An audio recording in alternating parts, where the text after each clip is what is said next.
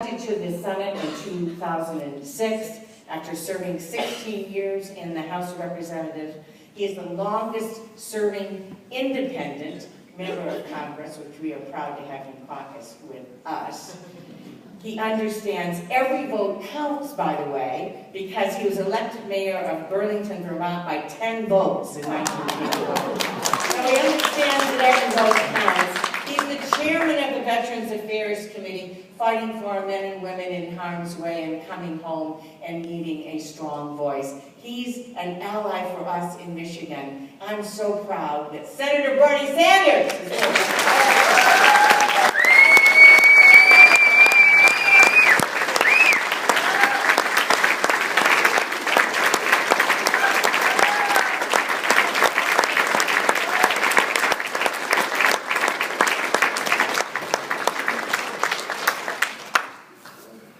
Thank you very much for that kind introduction. And let me just say, as somebody who works with Debbie every day, she's going to be on a plane going back to Washington tomorrow to pass the farm bill of the committee that she is the chairperson of.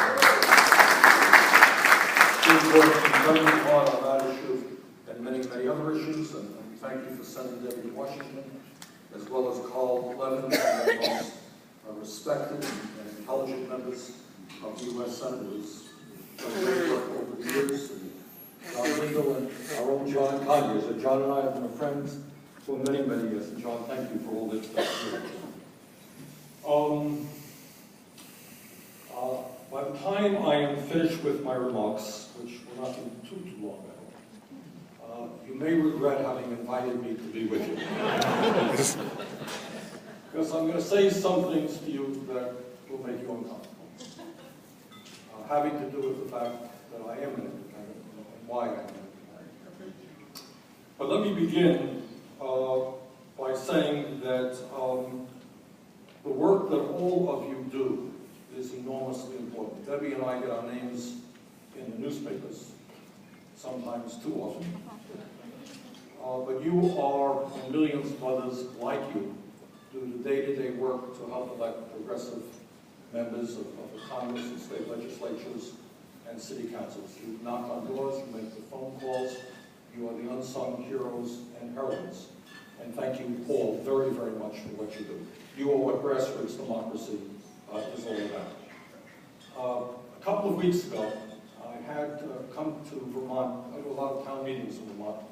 I had the ambassador from Denmark come to Vermont. The reason I had him come is I am very, very impressed by what goes on in Denmark. Some of you may know something about it. It's a country which provides health care to all of their people without out-of-pocket expense. A college education is free. When you lose your job, you get 2 years unemployment. When you have a baby, you get 6 months off with pay, etc., etc. But he made a point in his remarks at the town meetings that we did. Said something that stayed with me, which is relevant to the discussion that we're having tonight. In Denmark, in the last election, 89% of the people voted. 89%. After their 3-week election, 3 weeks, with no television ads.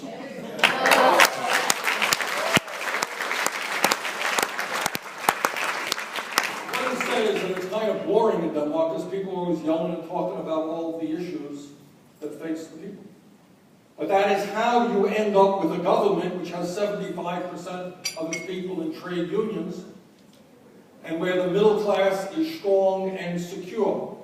You end up with that type of government and those types of policies when ordinary people are involved in the political process. So thank you for what you are doing. That we have got to ask ourselves. It is a hard question, and I'll touch on it a little bit tonight. Because recently, in the last couple of elections, we've been doing a little bit better. I think we have somewhere around 60% of the American people who come out to presidential elections. Off presidential, the numbers will be much, much lower. Why is that? Why is it that the vast majority of low-income and working people do not come out and vote? I want you to think about that. Because what I will tell you tonight, if we had 89% of the people in this country voting the Republican Party based on its current ideology would not be a major political party. It would be a fringe party.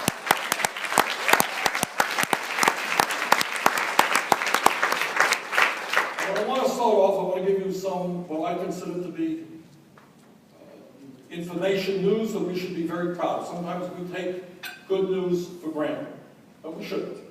Now, let me just tick off some of the things that have happened just in the last 15, 20 years that are extraordinary and that happened because of the people in this room and the people that you are honoring tonight. I want to congratulate all of the honorees.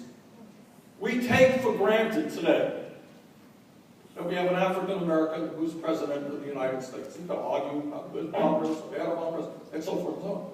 But the important point to understand is that 20 years ago, 25 years ago, if we were sitting in this room and somebody said, you know, I think in our lifetime we're going to have an African American president of the United States, somebody else said, you're nuts, it ain't never going to happen. Not in our lifetime. It happened. And he got reelected. And this speaks to the growth in the American people. Do we have racism in America? Of course we do. Do we have all kinds of race problems? Of course we do.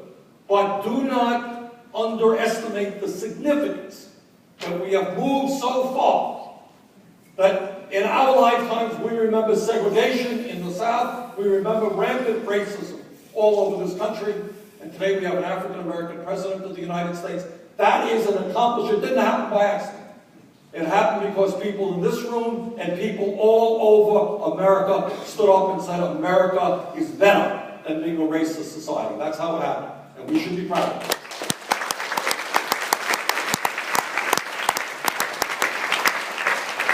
Debbie Stabenow was up here. Debbie Stabenow was United States Senator. Now, 30 or 40 years ago, if a Debbie Stabenow got up here, he would say, a woman United States Senator. Unbelievable. Now, we all know that we have a long, long way to go in terms of gender equality. And we all are more than aware here in Michigan and around the country the attacks that are taking place every day on women's rights. We are mindful of that. But again, thinking back 20 or 30 years ago, the idea that we would have 20 women in the United States Senate, that number will certainly grow. You have states now where 2 senators are women and the governor is women. And you know what's important about that? It's no big deal.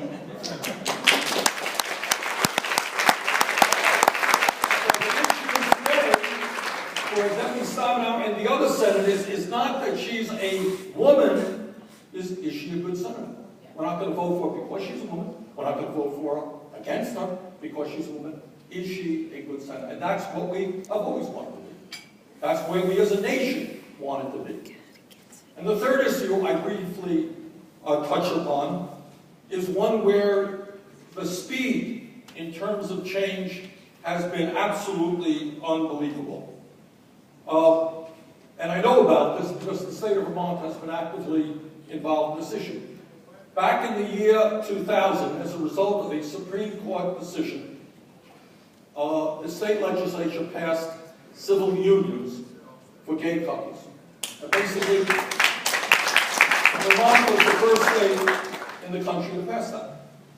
Well, 10 years came and went. And then, and I have to say this is the point that he made, when that civil union stuff was around, it was the most ugly and contentious political period in the modern history of the state of Vermont. It was very, very painful moment. People lost their seats as a result of that. Huge demonstrations. I was marching in parades. A lot of interpretations, a lot of ugliness out there. 10 years came and went. And then the state of Vermont became the first state in the country without a court order to pass gay marriage. And you know what the important point is? No, it's not to applaud. It's just the opposite. It was no big deal. Nobody cared. That is what success and change is about. And if you go to young people, in terms of gay rights, you go to young people, it's not an issue. I mean, they don't quite understand what the whole debate is about. Their grandparents may think differently. But for the young people, it is absolutely not an issue. And again, that is because of very brave men and women who stood up and opened up doors and fought fights that at that time were very difficult. But that is how change comes about. And I think, I'll give you another example where things are going to change. When I was in the House, there weren't a whole lot of us who voted against the DOMA bill. You know what that is? So-called Defense of Marriage Act. That was a tough vote then. You know what? DOMA is going to be repealed and will not be a tough vote.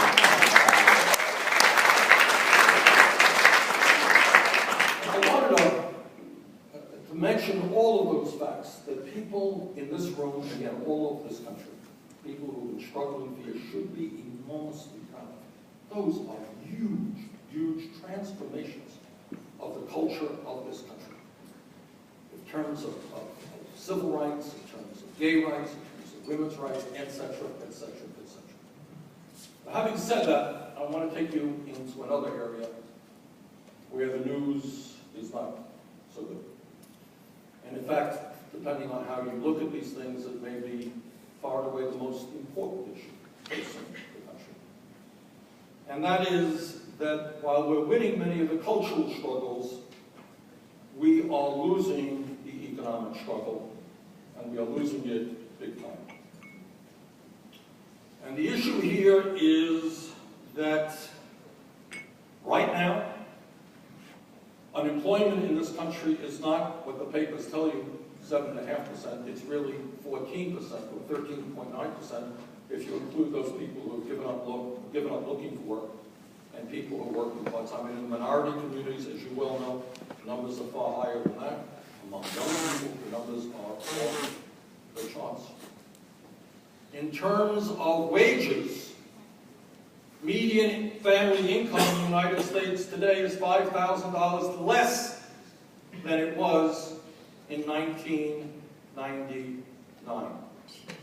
And we got millions of people all over this country who are today working longer hours for lower wages than they were 20 years ago. 30 years ago, some of you will remember that we had great universities in America, great universities. And you know what tuition was at those universities? Zero. Virtually nothing. University of California, City University of New York, great universities. Today, college, $40,000, $50,000 a year, hundreds of thousands of young people, bright young people, who should be going to college. At a time when our nation desperately needs their intellectual growth, cannot afford to go to college. In my state, the average young person is graduating college $28,000 in debt, totally distorting what they want to do with the rest of their life, because they have to worry about how they're going to pay back that debt. I've been keenly interested in issues like dental care and primary health care. Talk to what the graduates of medical school and dental school are in debt. You're talking about, in some cases, several $100,000. That's what you're talking about. So in terms of the economy, here is what the bottom line is. Not more complicated than this. For a wide variety of reasons, the great middle class of this country, my dad came to this country from Poland at the age of 17 without a nickel in his pocket, and many of you, and certainly zillions of Americans, have the same story. Never made a whole lot of money, but he sent 2 of his kids to college. Pretty good achievement. But in this country today, that great middle class, once the envy of the world, is now disappearing. Now we can say that today, in 2013, the economy is better than it was when Bush left office. That is absolutely true. We have seen gains, and Michigan has seen some significant gains. But what we must never accept is the new normal. Just because we are better today than where we were 5 years ago does not say that we are anywhere near where we must be.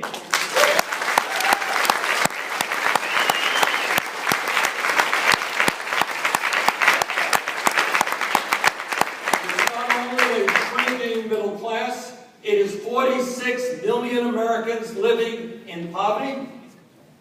It is a nation which has the highest rate of childhood poverty of any major country on earth. Something like 22% of our kids living in poverty.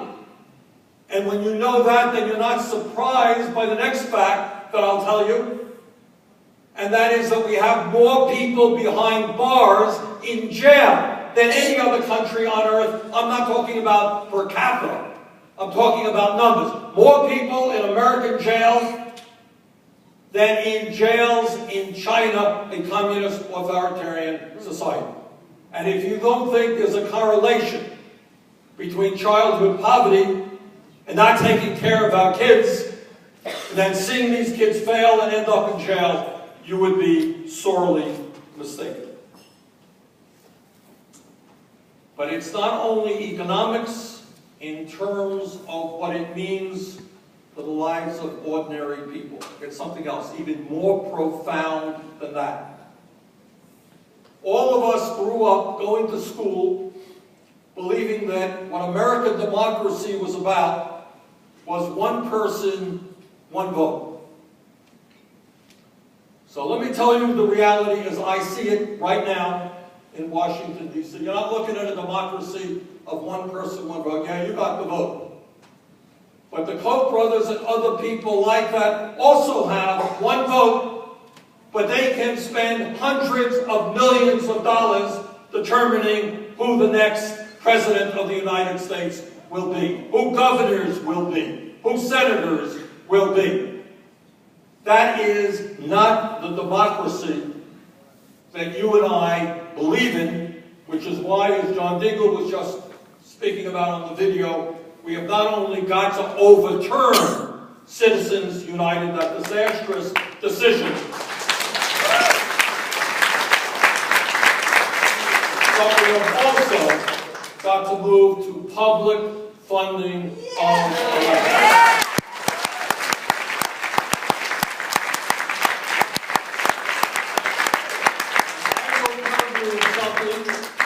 Stabenow knows it's true, and John Conyers knows it's true, and John Dingell knows it's true as well. Any member of Congress knows it's true.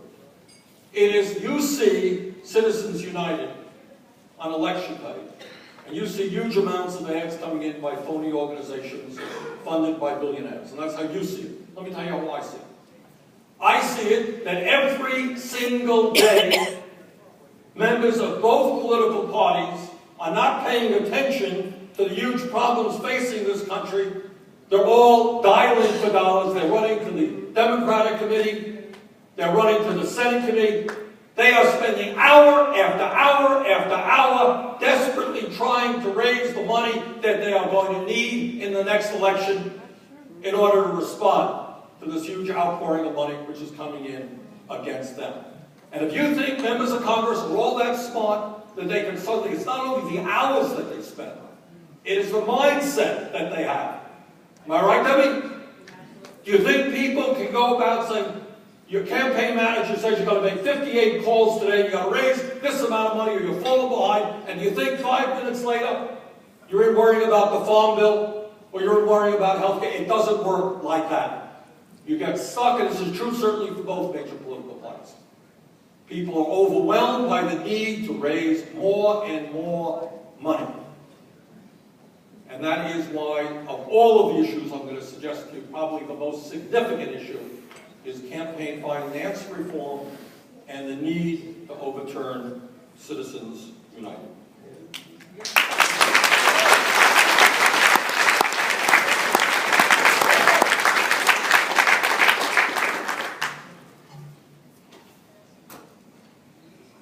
Martin Luther King, who was, I think we all understand, one of the great people of the 20th century.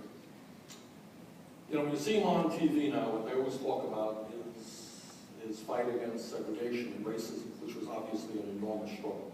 They don't talk too much about his views on economics. You ever notice that? You all remember where he was killed.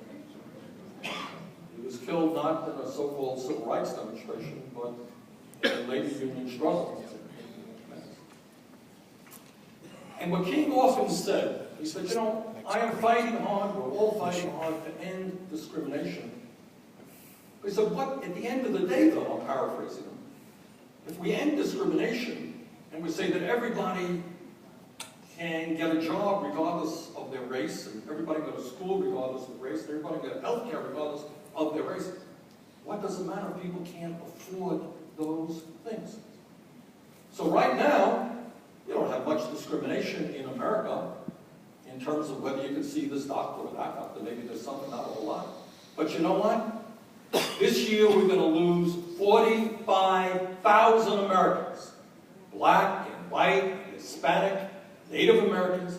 We're going to lose 45,000 people because they have no health insurance, and by the time they went to the doctor, it was too late.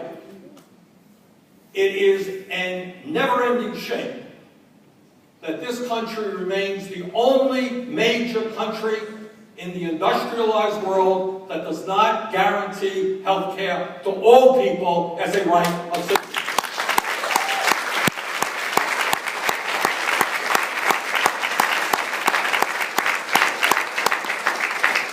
I was reluctant, frankly, to vote for the Affordable Care Act because I did not believe it went far enough.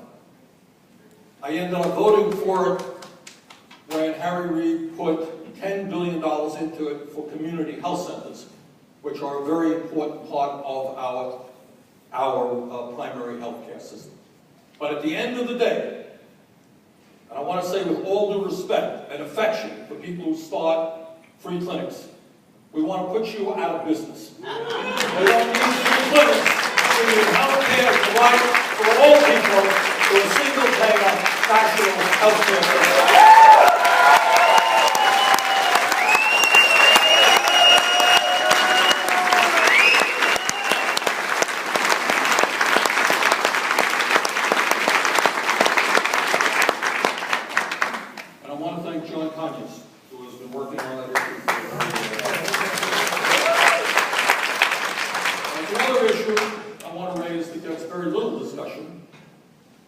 Actually, Debbie Stabenow and I have on and off worked on it a little bit. And I want to thank Tony over here for doing this radio show. Because at the end of the day, we are not going to have the kind of nation we want when you have a handful of huge media conglomerates owning and controlling the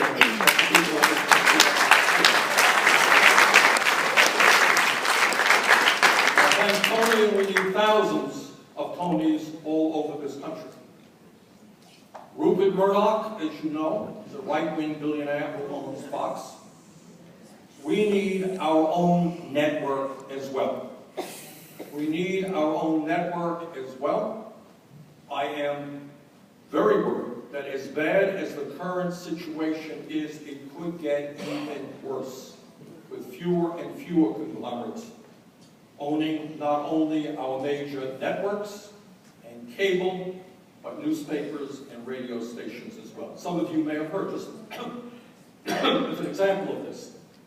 Our good friends, the Koch brothers, are now apparently in bidding to take over the Tribune Media Corporation, which owns 8 major daily newspapers throughout America.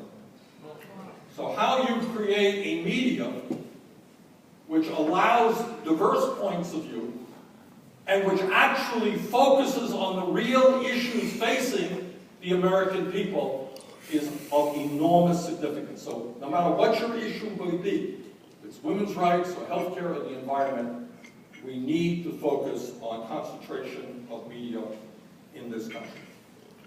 Now, when we talk about the economy, I mentioned to you a little bit what you already know, is that we have a collapsing middle class, 50 million people today without any health insurance.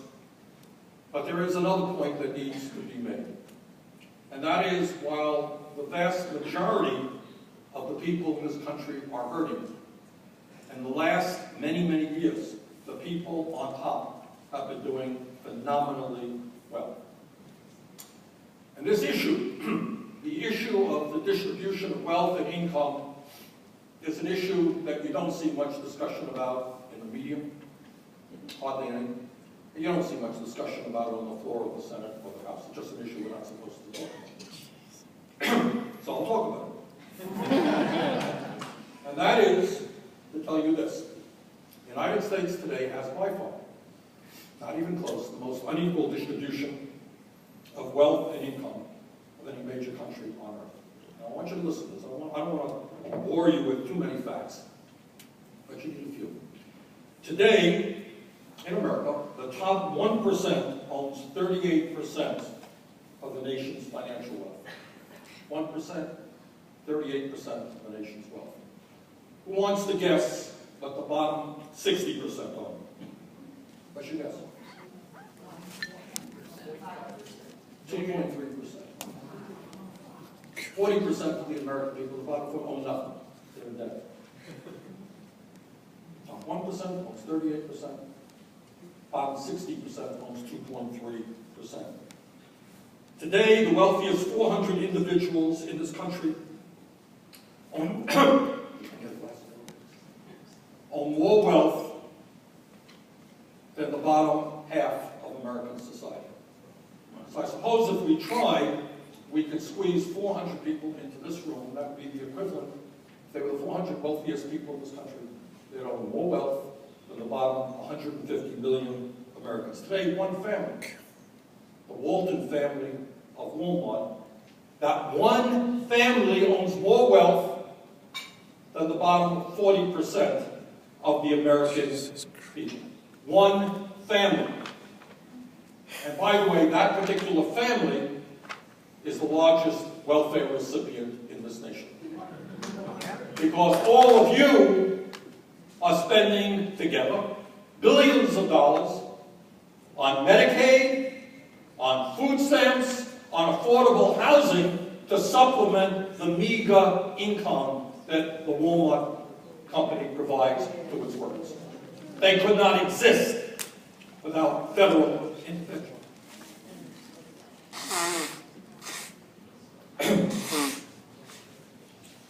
Now that's the distribution of wealth. Distribution of income is what we make in a given year. So here are a few facts about income. Between 2009 and 2011, the last statistics we saw on this issue, 100% of all of the new income created in America went to the top 1%. Everybody else was grabbed. Top 1% now earns more income than the bottom 50%. And here's something that is never talked about. And that is, if you're looking not only in a broad sense of what's happening economically, if you're focusing on working class people, if you're focusing on people who are out there in the workforce who have only a high school degree, what you're looking at is between 1969 and 2009, median earnings for male high school graduates have plummeted by almost 50%. Now, why is that? The reason for it is that once in this country's history, not so long ago, in Michigan and in Vermont, Michigan much more, we had things called factories. Some of you are old enough to remember what a factory was. It's a place where people produce real things. In the last 10 years, we have lost over 50,000 factories in America. So when there once was a time somebody graduated high school, right, never going to get rich, they go to work in a factory. Not a glamorous job, not a great job, but you know what? Especially if you had a union behind you, you could actually make a livable wage. You can make it into the middle class. Those jobs are gone to a large degree. And now in its place, we have Walmarts, you got Burger King, you got McDonald's. And by the way, I want to congratulate the young people right here in the Detroit area for having the guts, and I hope to meet some of them tomorrow, having the guts to stand up and say, you can't get by on $7.50 an hour flipping hamburgers.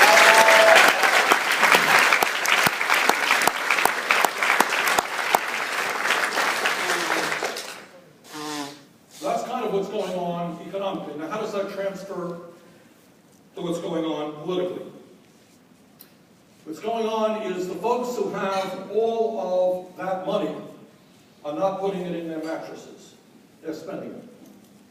And they spend it on elections, they spend it on campaigns, they spend it on think tanks, they spend it on donating to universities and colleges all over America, so economics departments are funded by these right-wing corporate guys. So when you turn on the TV tomorrow and they tell you about somebody from the Keynote Institute who has this brilliant insight into the world, they forget to tell you that the Koch brothers and these other guys are funding those institutes that you see on television. It is manifested in what's going on in Wall Street. John Bingham again said a word about that in the video. Here's what you got. What you have today are 6 financial institutions, largest 6, JP Morgan Chase, Citigroup, etc. They have assets equivalent to 2/3 of the GDP of the United States of America, well over $9 trillion resting in the hands of 6 financial institutions. They write 2/3 of the credit cards in America, half of the mortgages in America. And if anybody in this room thinks that the United States Congress regulates Wall Street, you got it backwards.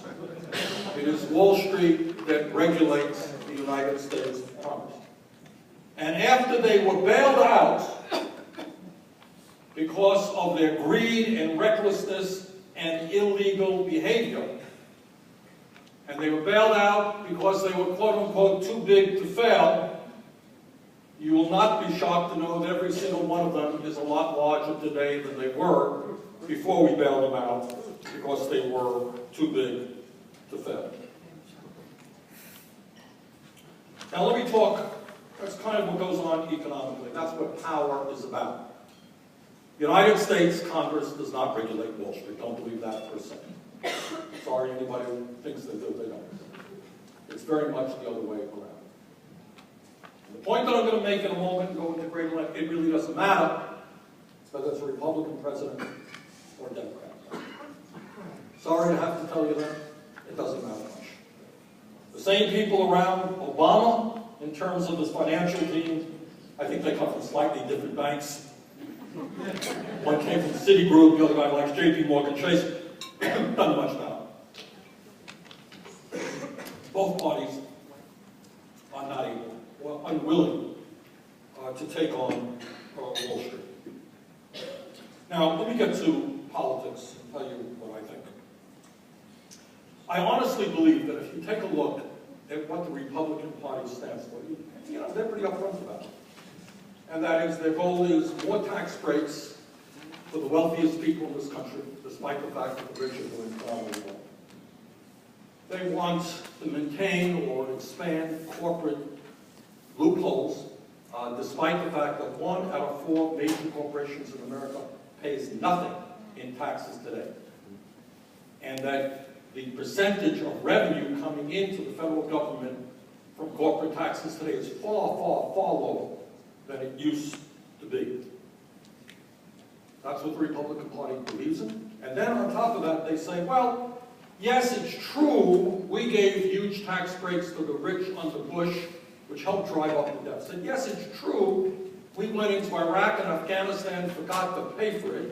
Yes, it is true, we, along with the Democrats, deregulated Wall Street, which led to the financial crisis, which led to the significant decline in revenue, which ran up the deficit. Yeah, all of that is true, but the way we think we should solve the deficit is by cutting Social Security, Medicare, Medicaid, nutrition, healthcare, education, and every bloody program that the average American needs. Now, I read polls. That's what I do. I'm a politician. And every poll that I have seen tells me the Republicans are way, way, way out of touch with where the American people are. Overwhelming majority of the American people, especially in these incredibly difficult times financially understand that you can't cut Social Security. The American people understand that Ryan's budget, which ends Medicare as we currently know it and puts a huge financial burden on the elderly, is disastrous. The American people know that low-income people will die in increasing numbers if you slash Medicaid as they propose to do. The American people know their kids today can't afford to go to college, and it only becomes worse if you cut Pell Grants. The American people know those things. The issue, and this is where it's going to be, you may throw something at me, I'm ducked down here, but I want you to think about it. If you have one party which has gone from being a center-right party to a right-wing extremist party, if you have one party that is so far out of touch with where the average American is, how is it that they win any elections in this country? And that is the hard question. And the answer is, sorry to say, that most Americans no longer believe that the Democratic Party is the party of the working class of this country.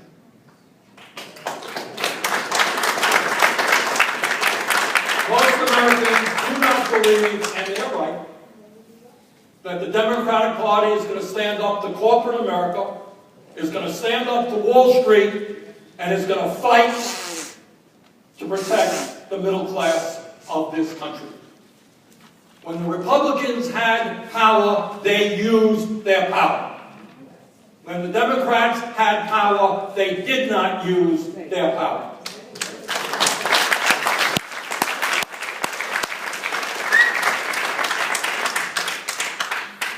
So where are we today? What do we have to do? It seems to me, and again, I speak as an independent, so you'll forgive me, I'm coming into your place, and it's maybe a little bit presumptuous of me, but let me do it anyway. I've been called presumptuous before. That is, if you want to win elections, and if you want to get people to really stand with you, you've got to be pretty honest about it. And politics is not about these sophisticated 30-second ads. It's not about all the polling or all that stuff. You know what it is? It's being honest with the American people in this sense. The American people are hurting today. We are in the midst, we've seen certainly an improvement in recent years, and we're all delighted by that. But the American people want an answer to a simple question. What happened? How come, when productivity has so significantly increased over the last 20 or 30 years, how come they're worse off? When I was in college, I remember there was a course being given. Some of you may have taken a similar course. And it was the course, this is what the course was about. It said, there will be a day when productivity increases so much that Americans won't be working 40 hours, they'll be working 20, 25 hours. What will Americans do with all of that spare time? And we're laughing today. Because in my state, I'll tell you, people are not working 40 hours, they're often working 50 hours, they're working 60 hours. So the American people deserve an answer to that question. With all of that technology, and all of the robotics, and all of the computers, and all of the cell phones, which have substantially increased productivity for the average American, why is the middle class disappearing? Are we hearing that discussion from the leadership of the Democratic Party? No. When I go around my state, I've been to a lot of town meetings. Every town meetings are as big as this. Somebody will raise their hand and say, Bernie, why aren't any of those crooks in Wall Street in jail?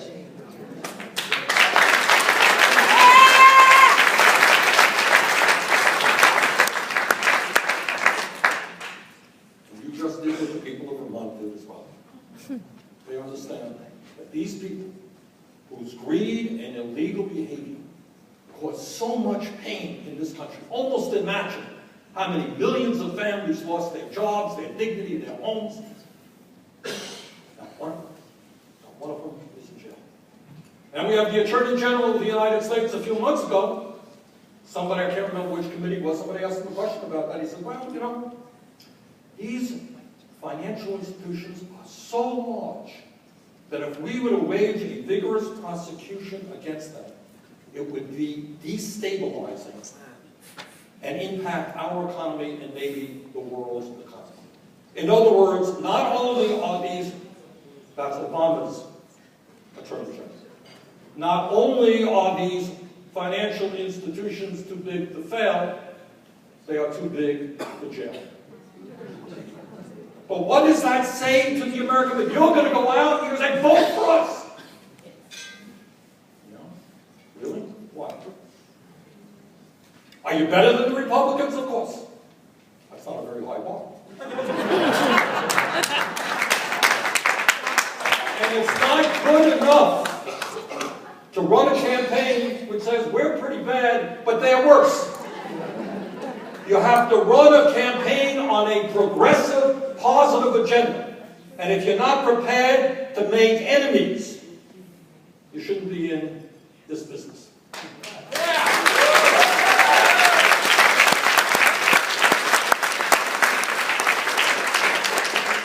So let me just conclude by telling you a few of the things that I think we should have done and where we should continue to go.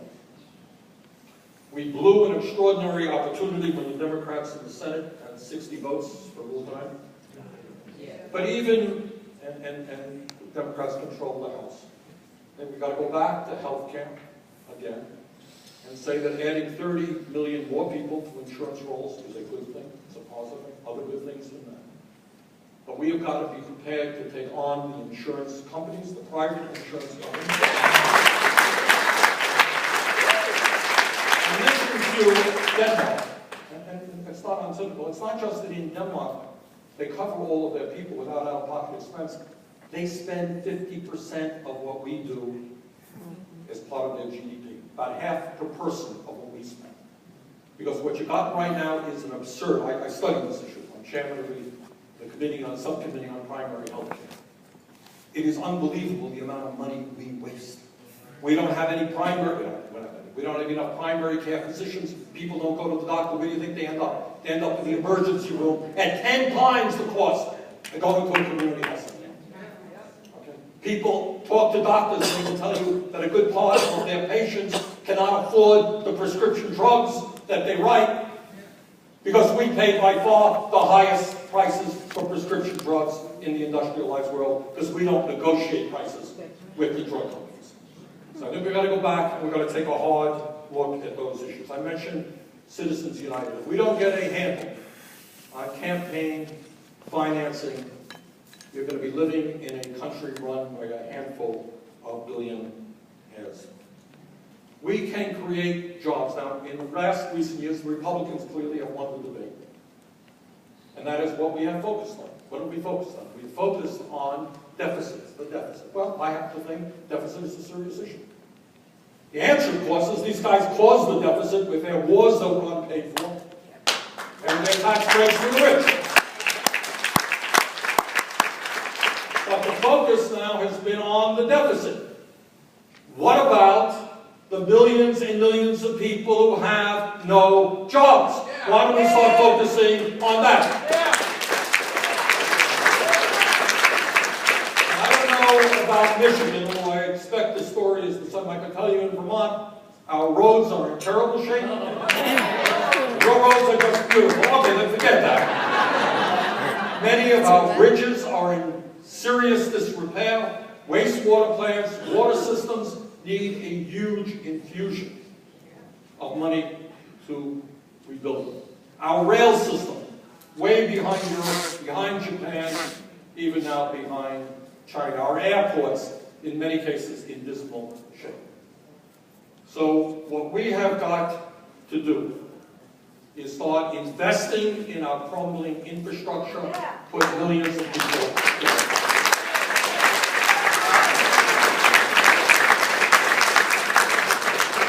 The other thing we have got to do, and when I think about what goes on in the Senate, getting beyond politics, it's just intellectually really sad to see a major political party of some very bright people who are rejecting all of science in terms of global warming.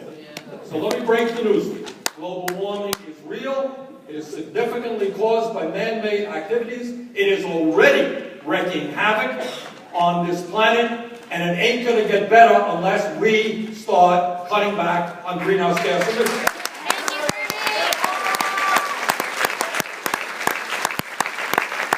And here's the good news. The good news is already, while the technology is expanding and growing every day in terms of electricity and in terms of light bulbs and in terms of everything else, we right now have the capability to significantly cut back on greenhouse gas emissions. And when you do that, when you move to energy efficiency, we've brought money into the state of Vermont, and I'm sure Debbie and Carl have done the same thing, John here. If you're living in a cold climate like Michigan or Vermont, you weatherize a home. You cut the fuel bill for somebody by 30, 40, 50%. You cut greenhouse gas emissions. You create jobs. So let us make sure that no building in America is wasting energy. Put people to work doing that. Yeah. We've got to break our dependence on fossil fuels, move to wind, solar, geothermal, biomass, create jobs doing that. We have got to tell our friends on Wall Street they can't sit on $1 trillion of reserves. They've got to start investing it in the productive economy and help us create jobs. So let me conclude. I've been asked to take some questions, and I'm happy to do that. But let me conclude by saying this. So all of the issues we've talked about, this is what my nightmare is. When I was a kid going to school, we used to read about Latin American countries, which were called oligarchies. We used to have a handful of families, and sometimes they'd have different parties. They would change parties one year or the next. Didn't matter much, because they were controlled by the same handful of people. And I fear very, very much that if we do not get our act together, that if we do not stand up for a real progressive agenda, and that agenda is not simply that we're better than the Republicans. The agenda has got to speak to the heart and soul of tens and tens of millions of people who are struggling right now. Barack Obama should not be talking about cutting Social Security and benefits for the sake of medicine.